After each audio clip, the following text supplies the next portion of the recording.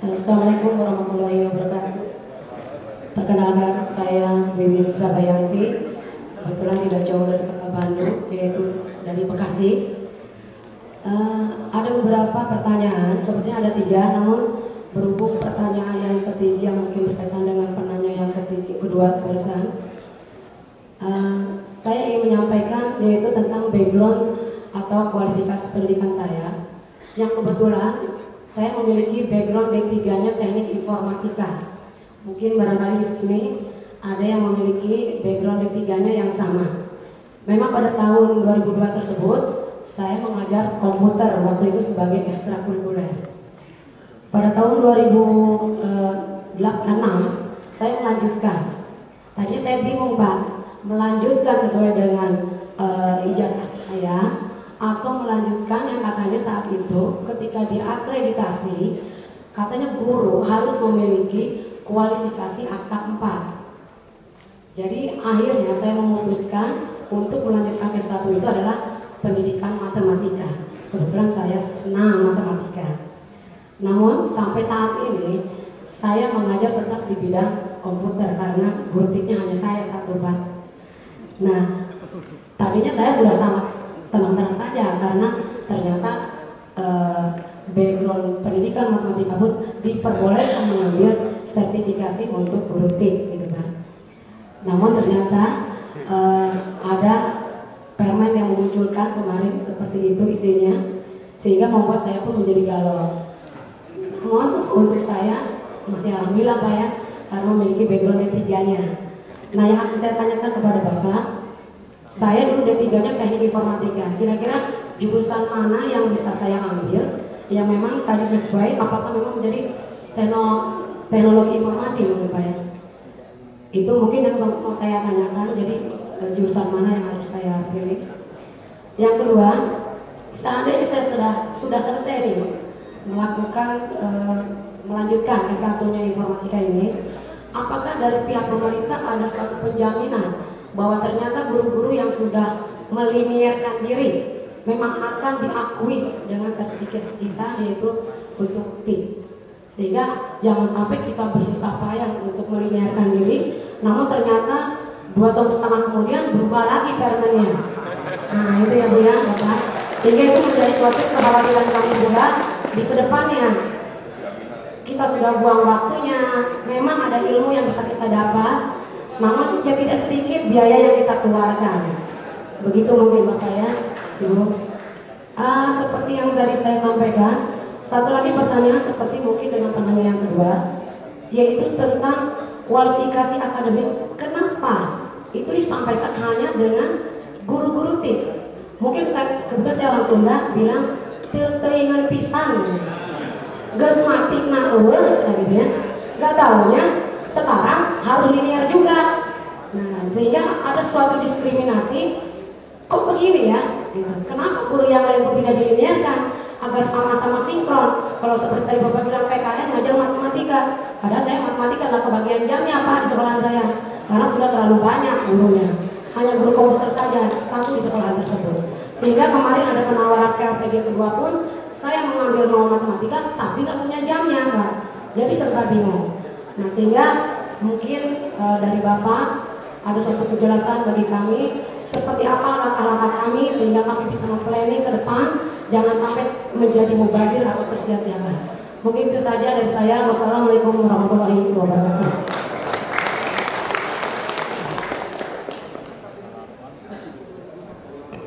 Bu, mau silakan Pak. Silakanlah satu. Terus, wassalamualaikum warahmatullahi wabarakatuh. Yang pertama saya minta maaf tadi karena terima telepon jadi tidak sempat angkat apa. Yang kedua, saya di sini kelihatan agak aneh karena saya dari daerah Panis, Bapak. Saya datang dari Nusa Tenggara Timur.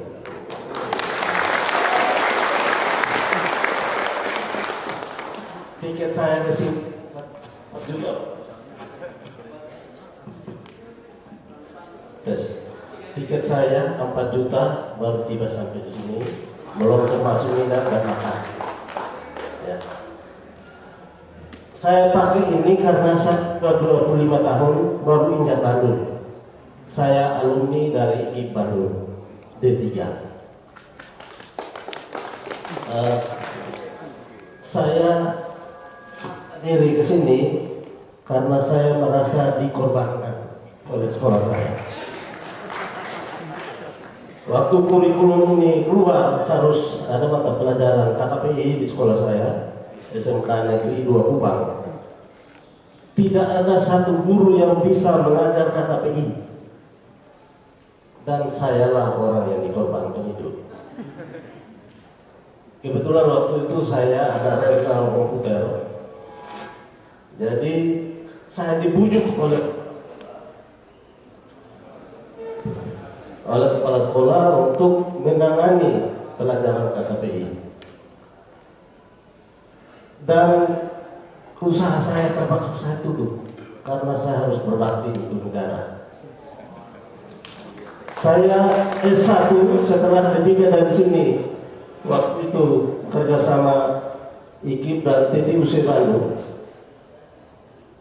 Saya lanjut S1 di daerah saya, yaitu pendidikan teknik bangunan.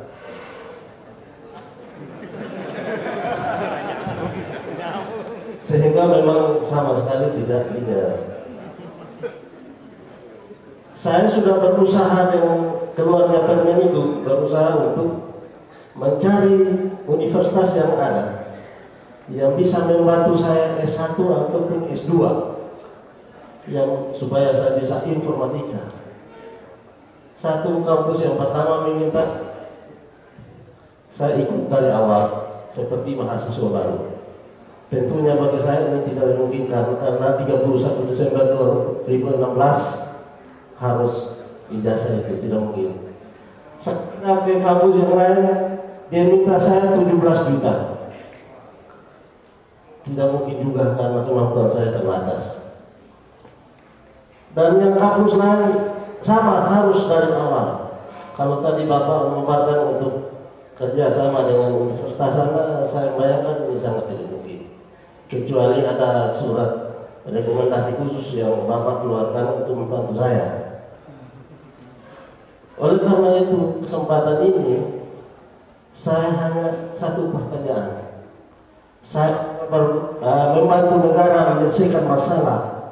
Kira-kira negara membantu saya dalam bidang apa lagi? Karena saya mau kembali ke jurusan bangunan, di sana mungkin kelebihan tenaga. Dibutuhkan saat ini hanya 8 guru bangunan sesuai jurusan saya yang ada 24 orang. Itu tidak mungkin juga saya sertifikasi ke bangunan. Ini saja yang saya sampaikan di bawah persoalan saya. Sehingga di sekolah pun saya minta bantuan untuk sekedar uang jalan ke sini, tidak satu rupiah pun bisa dibantu. Sehingga saya hadir di sini kemarin sore dan saya menginap kenalan saya. Mungkin besok saya pulang karena saya harus saya sebagai instruktur nasional di bidang prakarya.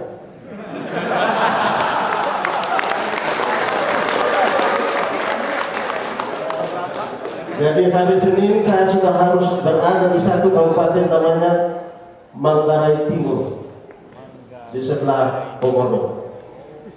Itu saja masalah saya Bapak, saya kembalikan. Terima kasih. Baik, terima kasih. Kita langsung untuk penanya pertama dari Makassar. Saya kira Prof. Eko sudah atau katanya ke Pak Purba dulu ini, ke nomor 2 dulu Prof. Jadi pertama tentang kesiapan di lapangan ternyata dirasa kurang lah, ya. Kemudian juga bagaimana tinjauan terhadap linearitas mapel lain. Barangkali Bapak di sini atau Ibu silakan.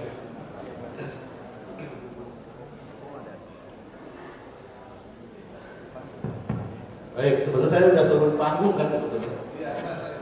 Hanya karena Pak Eko, teman saya, teman dekat saya, dulu istrinya juga pernah menyanyi waktu saya menikahkan anak saya. Jadi saya menunggu. Begini, nanti sebetulnya akan lebih teknis dijelaskan oleh kedua bidadari ini. Ini karena belum tampil nanti akan dijelaskan. Jadi soal siap tidak siap itu memang tidak akan pernah siap juga. Kapan akan siap? Seperti UN pun belum siap UN dan seterusnya. Jadi kalau mau siap semua memang nggak pernah ada siap gitu. Nah oleh karena itu memang sekarang ada persoalan itu. Saya pikir persiapan implementasi kurikulum yang paling besar itu yang kurikulum 2013. Coba kita lihat sejarah kurikulum 75, kurikulum 84, kurikulum 2006. Adakah pelatihan yang besar-besaran dilakukan seperti sekarang? Tidak pernah ada. Ini orang BPSDM yang tahu sejarahnya. Jadi justru sekarang besar-besaran 1,3 juta ya dilatih. Walaupun memang baru 52 jam. Memang itu belum masih perlu lah nanti dalam pelaksanaannya pendampingan, pendalaman melalui bimbingan teknis dan pendampingan yang dilakukan oleh direktorat dan pemerintah daerah masing-masing. Tapi kalau kita mau jujur, persiapan yang paling besar itu sekarang. Setelah belum pernah ada pelatihan guru yang dilatih semuanya sebelum kurikulum baru diterapkan. Itu saya pikir itu pertama, itu fakta ya, itu fakta. Yang kedua, memang sejumlah sekolah, mungkin masih banyak sekolah yang belum menerima buku teks. Itu memang juga fakta. Dan itu sudah diantisipasi dengan tiga hal. Pertama, guru-guru yang sudah dilatih mestinya kan sudah pegang buku, baik buku guru maupun buku siswa. Yang kedua, pemerintah juga sudah mengedarkan CD kan tentang buku-buku itu ke setiap satuan pendidikan. Yang ketiga, buku-buku teks itu juga sudah diupload di melalui Pustekom yang bisa di-download, dibaca oleh siapapun dengan menggunakan teknologi IT. Saya pikir itu semua sudah dilakukan untuk tadi mengantisipasi adanya buku-buku yang karena beberapa hal, misalnya percetakan, alasannya kami kepada DPR, wah ini memproduksi kertas pemilu belum dibayar juga oleh KPU, jadi kami nggak bisa kehabisan dana gitu untuk membeli kertas dan seterusnya. Itu diantara faktor kenapa ada keterlambatan di dalam cetakan pendanaan buku. Ya di samping faktor-faktor lain, tapi itu juga beberapa faktor yang kemarin dijelaskan oleh Pak Menteri Komisi 10 di DPR. Ini sebetulnya Bapak Ibu-Ibu yang saya hormati, kalau kita mau tadi menggunakan frameworknya siapa? Manusia super itu motivator ya. Motivator. Itu kan tergantung tergantung mindset kita kan gitu ya.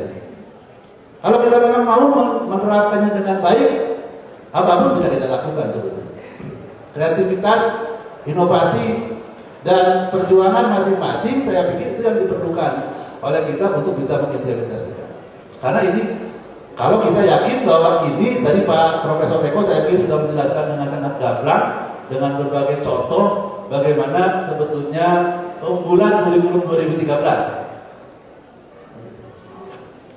Tapi kalau kita mindsetnya memang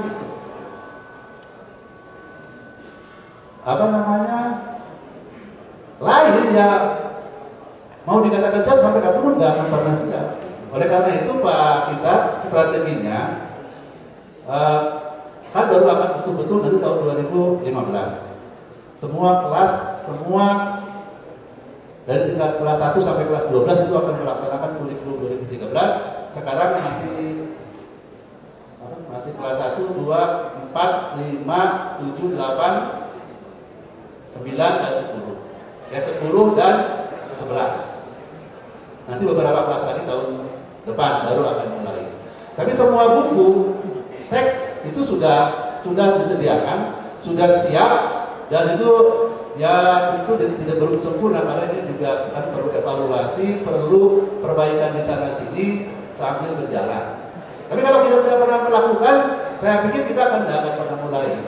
Oleh karena itu kita lakukan bahwa di sana sini masih ada kekurangan yang kita perbaiki. Kami juga tidak mengatakan ini sudah perfect untuk dilakukan secara sempurna. Pengalaman di negara-negara maju pun ini memang perlu proses. Sekarang ada persoalan begini kita perbaiki, tahun depan persoalannya Wawan malah mengatakan ya hanya pegadaian ya, bisa menyelesaikan masalah tanpa masalah. Masalah yang kita hadapi itu masalah tadi banyak hal yang saya jelaskan, dan solusinya adalah 2013 untuk bidang pendidikan. Bahwa kemudian solusi itu ada masalah lagi, ya yes, dan itu karena kita bukan sendiri lagi. Tapi yang penting kan bagaimana sikap kita, pola pikir kita untuk bisa menyelesaikan persoalan-persoalan ini bersama-sama. Tidak ada masalah yang tidak bisa diselesaikan. Saya pikir itu. Nanti hal-hal lainnya saya pikir dijelaskan oleh teman dari PPSDM dan dari PTK Dikdas. Itu yang terima kasih.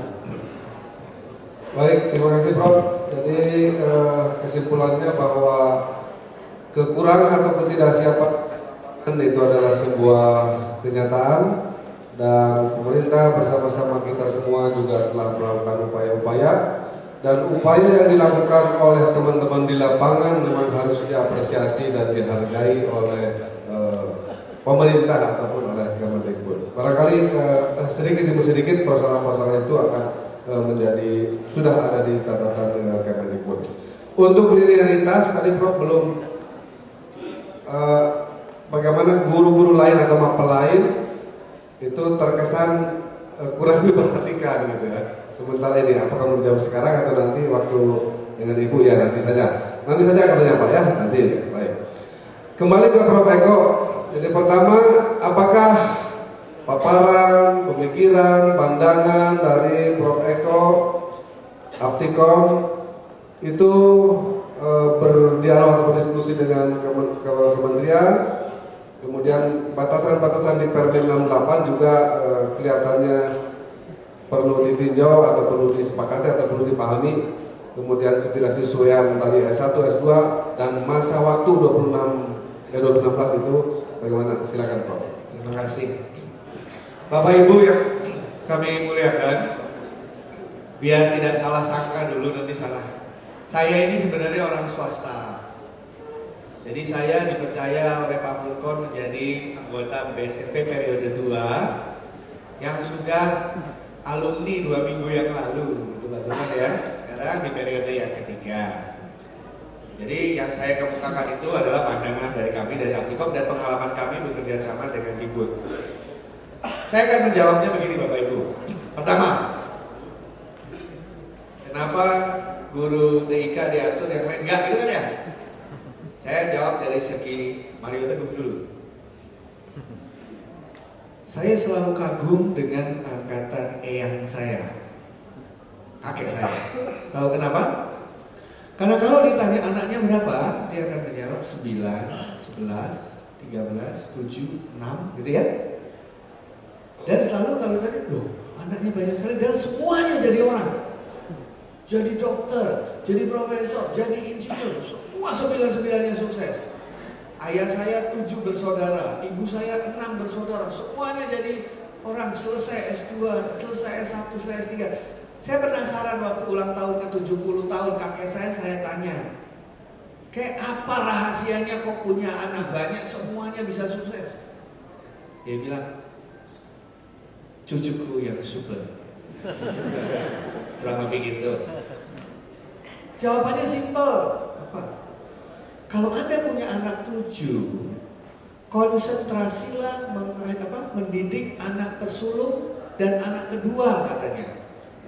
Kalau Anda mendidik anak sulung dan anak kedua dengan baik, maka dia akan membantu orang tua mendidik adik-adiknya. Terus kalau adik-adiknya ditanya, apakah Anda merasa dianaktirikan? Jawaban adik-adiknya, enggak. Kita malah merasa punya orang tua banyak.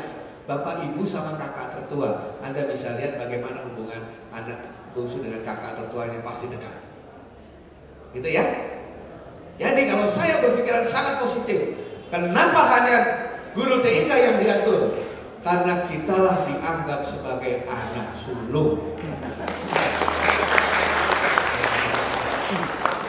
Ini sifat, justru karena kita diperhatikan, maka Pak Menteri ingin memastikan bahwa si anak sulung ini bisa menjadi kakak yang baik bagi adik-adiknya. Saya sih pikirannya positif kalau saya, itu istilahnya. Betul Pak Menteri ya? Itu makanya saya katakan itu strategis, karena kita ini anak sulung. Kalau semuanya jadi anak sulung, nah itu kan berantakan keluarganya. Nah ini sulung, yang mana istrinya, kan begitu. Nah, jadi saya berpikir worknya bikin positif, justru karena saya anak sulung diperhatikan, yang tadi saya katakan itu tadi. Karena kalau anak sulung ini dilepas, gitu ya, maka keinginan keluarga untuk bahagia alias kurikulum 2013 tercapai akan menjadi sulit. Saya pikiran saya satu pertama itu pikir positif. Kedua, Nelson Mandela almarhum yang sangat disayangi oleh masyarakat Afrika Selatan dan dunia mengatakan persis yang disampaikan Pak Furkon tadi. Nothing is impossible until you've done it. Tidak ada yang mustahil sampai Anda bisa benar-benar mengerjakannya. Begitu jadi itu kan, itu juga bisa belakangan itu biasanya ngomongnya. Jadi cara berenang ada dua cara. Adik saya yang pertama berenangnya lewat sekolahan. Tangan di depan, kaki di belakang, digambar di buku tulis. Sebulan sekali ke kolam renang satu-satu, 1 tahun baru bisa berenang. Itu adik saya yang pertama. Adik saya yang kedua lain belajarnya, sama om saya ini kolam renang tuh ditendang pantat yang masuk ke dalam cekuduk, sampai sekarang masih hidup. Dibalik caranya belajar, dalam kesempatan itu dia belajar yoga mati juga. Yang ingin saya sampaikan Bapak Ibu adalah apanya saja itu pasti, tinggal bagaimananya. Saya sepakat tadi. Bukan wewenang saya untuk menyatakan linear apa tidak, karena di bidang saya pun itu jadi masalah linear apa tidak. Bapak kalau tanya saya bidang apa, Bapak akan kaget, saya sendiri nggak tahu bidang saya apa. Karena S1 saya di ITS itu jelas computer engineering. S2 saya ada 5 lain semua. S3 saya 2 lain semua. Kalau ditanya linearnya apa, nggak ngerti saya bilang. Nah, tetapi yang saya tahu gini, kalau ditanya Bapak Ibu, dosen IT ada masalah, jawabannya apa? Jawabannya ya IT. Saya kasih contoh untuk menjawab keinginan kita ya. Semua perangkat yang Anda butuhkan untuk membuat inovasi terobosan terkait dengan permasalahan tadi, tidak linear, harga mahal dan lain sebagainya, sebenarnya sudah ada semua. Cuman masih dalam bentuk atom, belum dalam bentuk molekul. Anda harus menyambungnya. Saya kasih contoh. Ini contoh real Bapak Ibu yang saya katakan tadi. 40% dosen informatika seluruh Indonesia masih S1. 2015 tidak S1, maka program studinya tidak punya 6 orang minimum, harus ditutup dan kampus itu ditutup. Kalau itu terjadi, maka tidak ada lulusan informatika di Indonesia Tengah dan Timur karena kebanyakan dari sana. Apa yang kami lakukan di asosiasi? Kami lihat Permen 109. Siapa yang boleh PJJ? Ternyata yang B ke atas. Saya lihat kami ada 42 program S2, yang B cuma 24. Yang B cuma 12. Dari 12, 6 negeri, 6 swasta. Apa itu 6 swasta yang B ke atas? 1. BINUS, 2. Gunadarma, 3. Telkom Universitas, 4. Amikom Jogja, 5. Atmajaya Jogja, dan yang 6 adalah UII Jogja. Yang boleh.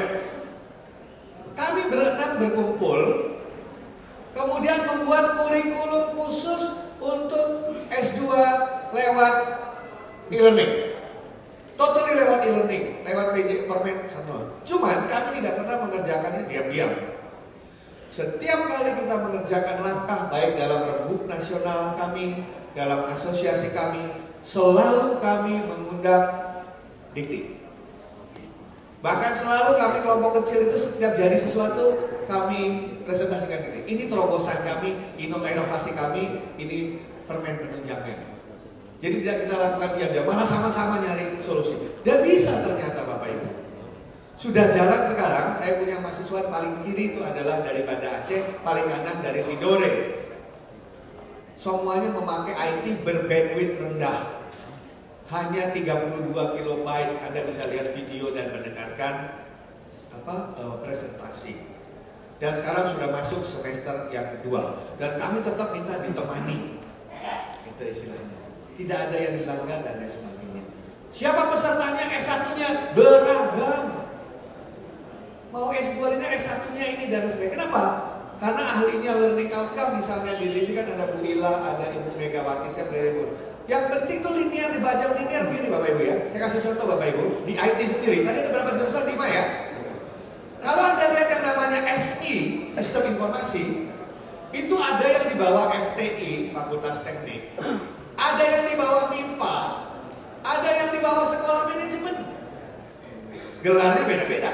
SI di bawah manajemen jadi MM dia dapatnya nanti. Sarjananya ada bisa. Teknik informatika ada yang di bawah MIPA kayak UGM, ada yang di bawah FTI kayak di ITS. Tapi ada juga yang di bawah elektro, terutama tadi Bapak yang elektro, computer engineering. Computer engineering itu kakak sulung, computer engineering itu adalah anak sulung dari jurusan elektro, dilahirkan oleh bidang elektro. Jadi program studi ini nempelnya bisa kemana-mana. Linearitas dilihat dari mana? Dari nama fakultasnya, nama gelarnya, atau apa? Nah, waktu kami berdiskusi, akhirnya kami bersepakat sama Dikti. Bagaimana kalau yang kita pegang adalah learning outcome? Nama bisa berubah, cantolan di fakultas bisa berubah, tapi kalau learning outcomes-nya sama, berarti memang itulah kompetensi dia. Di situ kami petakan satu-satu. Dan sekarang kita sudah masuk batch kedua. Batch pertama kita testing 80-an dosen, sekarang sudah yang kedua 160 dosen. Rencana nanti September kita akan buka lebih dari 100 dosen. Dan ternyata bisa Bapak Ibu. Tapi itu tadi, semuanya itu instrumennya masih terpecah-pecah.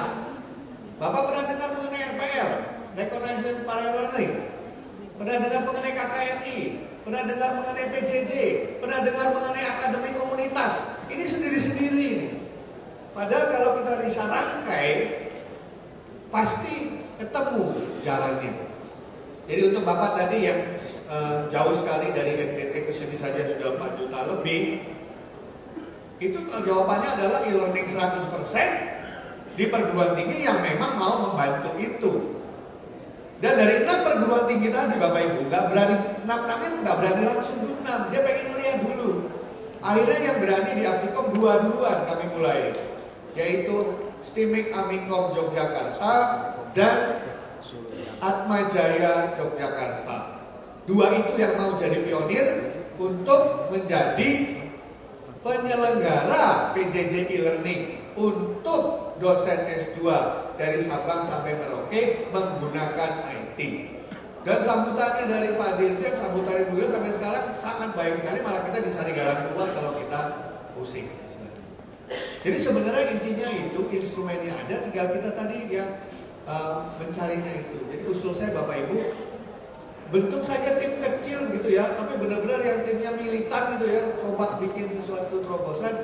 Dan saya yakin IT bisa memecahkan masalah kita, Bang. Jadi itu kami lakukan sendiri dan sudah berjalan. Bapak Ibu tahu perjalanan kami berapa lama sampai bisa 2 semester itu? Kami berjalan 10 tahun Bapak Ibu. 10 tahun, saya masih ingat 10 tahun yang lalu agenda ini sudah kami bicarakan. Tiap tahun kita jatuh bangun, 10 tahun berganti, 2 menteri berganti, 3 dirjen berganti. Kami coba terus, akhirnya kami bisa laksanakan juga. Jadi Bapak Ibu tidak usah khawatir, sebenarnya ada. Bahkan nanti Pak, kalau ada kampus yang nggak mau bikin, kasih tahu saya Pak. Bukannya saya marahin kampusnya, saya cariin yang mau Pak. Saya cariin yang mau. Kalau Bapak bersedia menjadi quote-unquote pilot project, boleh. Kalau perlu kita bikin grup segitiga Pak. Grup segitiga adalah Aptikom, kemudian Aptiknas, satu lagi dari Dikbud. Kita bikin kelompok kecil di sana sebulan sekali kita tulis. Karena yang namanya ide nggak bisa di sini Pak, harus kita tulis. Nanti orang hukumnya bantu, ini melanggar yang mana? Supaya nggak melanggar begini, lewat yang sini. Nah itu pengalaman kami Pak. Dan itu benar-benar bisa kita jalankan Pak. Ya, jadi Bapak Ibu tidak perlu percaya. Dan satu sudah dibuktikan kalau ditanya kenapa Permen 68 hanya untuk kita, karena kita dianggap anak sulung. Untuk 2013 kita yang akan menentukan keberhasilan dari adik-adik kita semua atau guru-guru lain yang mengajar di tempat yang lain. Dan yang kedua adalah kalau ingin langsung menyelesaikan masalah tadi, pakai simbolnya Nike ya Pak. Just do it. Atau lagunya Elvis Presley Pak. It's now or never. Jangan pakai lagunya Kus Plus, kapan-kapan. Jangan pakai lagunya kalau Bapak laki-laki Kus Plus, kapan-kapan. Jadinya lagu Deloitte, terlambat sudah. Tiba-tiba sudah tanggal 2016 tahun 2016. Mulai aja sekarang, saya pegang dulu. Saya pegang kata-kata Pak Dirjen. Kalau niat Anda baik, pasti kita akan support. Itulah makanya kita rajin-rajin, Pak kami mau begini, Pak kami mau begini. Semuanya disupport. Saya masih ingat kata-kata Pak Dirjen yang sangat bijak gitu ya. Wah Mas, kalau orang-orang datang ke tempat saya semua kasih usulan, itu menurut catatan saya 80% saya setujui gitu. Tapi kalau datang ke tempat saya bahas masalah semua, 80% saya nggak setuju gitu. Kalau teman-teman yang diharapkan kreativitas datang dari dunia pendidikan saja bingung, apalagi dari dunia lain katanya begitu. Justru yang dijawabkan adalah karena di pendidikan kita berpikir terbuka, kita berpikir bebas, kita berpikir inovatif. Bila saya pasti ada jalannya, saya yakin. Apalagi Anda punya asosiasi yang jumlahnya luar biasa seperti ini. Baru saya ngerti maksudnya bersama kita bisa itu maksudnya itu. Dulu saya nggak ngerti. Saya bukan pemuda Demokrat ya. Tapi maksudnya bersama itu, kalau rame-rame nanti harganya bisa turun Pak. Ya kan Pak ya? Kalau Bapak sendiri yang ikut, nanti dicas 17 juta. Kalau 2 orang, nah kalau 2 orang 16 juta. Kalau saya bawa 10 orang 12 juta. Saya bawa 1 kelas, nah kalau 1 kelas 10 juta aja. Karena waktu kita menyelenggarakan ada fixed cost, ada variable cost Pak. Fixed cost itu mau 1 orang, mau 100 orang sama Pak. Apalagi kita belajar di IT kan, mau e-learning 1 orang dengan 100 orang, ya mesin yang jawab kan begitu Pak ya. Tapi harus bersama-sama. Kalau hanya sedikit kita menjadi rugi gitu istilahnya. Walaupun secara sekolah kita berkompetisi, tetapi untuk hal yang ini mari kita berkolaborasi. Istilahnya co-opetition. Kolaborasi untuk kompetisi yang lebih besar yaitu ASEAN. Tapi kita berkolaborasi. Saya pastikan Pak, sekarang Pak, ada kampus yang mau. Tinggal sekarang saya challenge, ada yang mau nggak dari bapak-bapak dan ibu? Kalau perlu 100 orang dulu Pak, ayo Pak. Dengan beragam, sama-sama kita coret-coret, sama-sama kita menyampaikan ide ke Dikbud. Kalau idenya gini bagaimana? Saya yakin Pak Urko, teman-teman sekalian justru akan senang merembuk karena kita mencari jalan sama-sama. Karena kita mempunyai spirit yang sama. Itu jawaban dari kami Pak. Dan saya jawabannya bukan teori, karena sudah kami lakukan di Aptikom. Dan tadi teman-teman Aptikom yang di Cirebon barusan SMS-an. Siapa? Kalau memang Bapak Ibu ini, karena kita Pak, ada 1000 program studi S1 Pak. Dari 3017 kampus, ada 1000-an yang punya jurusan informatika. Memang dari 34 provinsi belum 34 yang ada. Di catatan saya ada 3 provinsi yang belum ada. Sekarang tinggal 2 karena yang di Maluku, di Kota Ambon sudah ada 1. Tapi ada 2 yang catatan saya, yang setahu saya belum ada yang tertukar. Jawabannya adalah tadi pagi Pak, e-learning atau IT itu tadi. Kalau perlu sistemnya kita bikin sama-sama begitu Pak. Yang penting adalah ayo kita berinovasi, kita berkreasi. Jadi kita menggunakan teknik kurikulum 2013 untuk guru ceritanya begitu. Saya dari Aptikom siap membantu jika bapak-bapak ibu-ibu mengalami kesulitan dalam mencari solusi tadi. Untuk masalah teknis tadi yang jurusan MM segala saya tidak berwenang menyampaikannya karena memang bukan saya yang tugasnya. Tapi setahu saya waktu saya terakhir yang kami sepakati adalah learning outcomes-nya tadi. Itu akhirnya menjadi kesepakatan kami karena tadi program studi informatika bisa nempel di tempat lain. Bahkan saya mendapat informasi terakhir SI ini sistem informasi kayaknya akan dicantumkan di sekolah ekonomi karena dulu namanya manajemen informatika. Ibu yang senang MIPA, teknik informatika dan senang matematik, udah informatika jelas Bu. Apalagi informatika yang dibawa MIPA. Wah, melakukan sesuatu yang disukai dan dikuasai pasti hasilnya bagus. Kalau Bapak yang di elektro jelas yang paling dekat adalah computer engineering istilahnya. Itu yang paling dekat. Semuanya dalam rumpun ilmu informatika dan komputer dan sesuai dengan permen dari permen 68 itu tadi. Demikian jawaban dari kami, mungkin kurang memuaskan, tapi saya akan meninggalkan nomor telepon seandainya Bapak Ibu kalau aja mau nanya atau pengen ada yang mau jalanin langsung gitu ya. Silakan. HP saya 0818 925 926 Pak. Oh. XL 925 926. XL itu 0818. Ya, 925 926. Ada yang beribu sama saya, Pak. Pak Eko mau pakai XL, kenapa? Tidak pakai Telkom. Saya bilang jawabannya karena sesuai dengan ukuran baju. XL. Orang ingat kan, saya orangnya gede pakai XL. Demikian Bapak Ibu, ada lagi mungkin saya nggak tahu waktunya masih ada apa tidak. Tapi saya usul kita mari langsung sama-sama bergerak dalam arti kata menyelesaikan masalah tersebut. Kami dengan senang hati bersedia sharing pengalaman, sharing dokumen juga boleh, dan sharing berbagai hal. Dan setahu saya, BSNP untuk tahun depan itu kalau nggak salah belum menentukan akan bikin 8 standar apa Pak. Siapa tahu boleh standar ini, nggak tahu saya. Karena tahun ini yang selesai standar akademi komunitas dan standar pembelajaran jarak jauh. Jadi akhir tahun ini Bapak Ibu sudah kelar permen mengenai nanti akan keluar PJJ yaitu pembelajaran jarak jauh. Dan di situ Bapak bisa pakai satu pasal. Di permen 109 ada satu pasal yang bisa dikeluarkan. Apa itu? Anda boleh menyelenggarakan PJJ dengan modus konsorsium untuk prioritas pembangunan nasional. Ada satu pasal itu.